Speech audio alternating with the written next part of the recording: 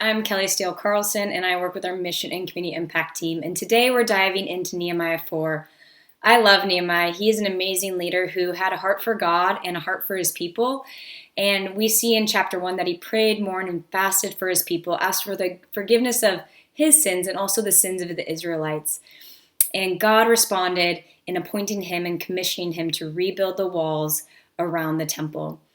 Nehemiah, the book of Nehemiah, is a sequel to Ezra, and Ezra is all about worshiping God and building the temple, and the people being faithful and worshiping God and being faithful to the Torah. Where Nehemiah is about the key theme is the Lord's protection as His people are faithful in worship and obedience to the law, and so it's almost a visual picture of Ezra focusing on the temple and worshiping God as first and foremost, and then the physical representation of the wall as God is our protector. And we dive in, that is the context of how we get to Nehemiah 4. So they're rebuilding the wall and they're getting opposition. People are angry, incensed, and ridiculing them. How many times do you respond poorly when people ridicule you, especially if you're doing the Lord's work? Do you attack them back?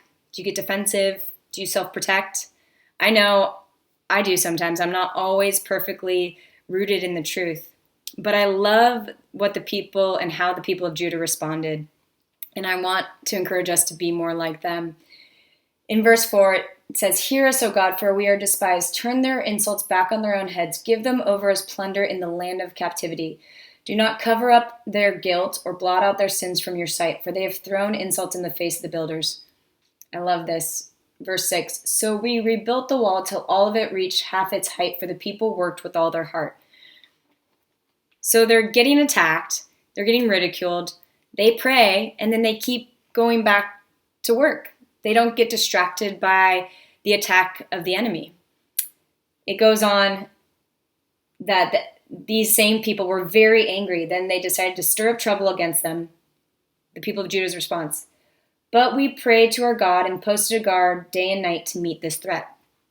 So the first time they prayed and kept building. Second time they pray and they're prudent in their action. They post a guard day and night. Then we see 2 times where these enemies are talking to the builders and inciting fear. They say, "Wherever you turn, they will attack us."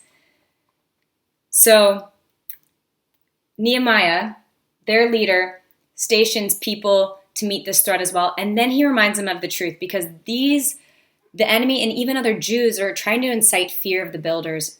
And Nehemiah's response is, "Don't be afraid of them. Remember the Lord, who is great and awesome, and fight for your families, your sons, your daughters, your wives, and your homes." I love this. "When our enemies heard that we were aware of their plot and that God had frustrated it, we all returned to the wall, each to our own work. Those who carried materials did their work with one hand and held a weapon in the other." I love this, where the leader keeps taking action and also reminds them of the truth. We see here that they are working with one hand, doing the building of God's work, rebuilding the wall, and also have a weapon in the other. They have the sword of the Spirit in the other. They are on guard for the attack of the enemy, fighting in the Spirit, and also holding strong to the word of God, that He is their awesome and mighty God who will protect them and be their fortress and refuge. It goes on. It says, "Wherever you hear the sound of the trumpet, join us there. Our God will fight for us."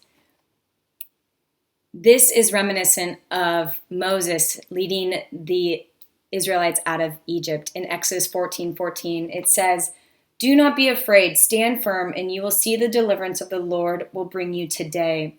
The Lord will fight for you, you need only be still." I love this truth. It's not always easy to stay in it, but the truth is, anytime we're attacked by the enemy, anytime there's obstacles or opposition, we get to pray, take prudent action, and keep building with one hand and hold on to the Spirit, the sword of the Spirit, the Word of God, the truth, that you are protected, that God is your ultimate protector, that you are safe with him, that he will be your refuge, your fortress, your strength. And as we give up control, as we give up our desire to attack back and get distracted by the attacks of the enemy, that we get to build, and God will frustrate the plans of the enemy. That we get to worship first and foremost and trust that God is our protector. And so I pray that is an encouragement to you today, church. Much love.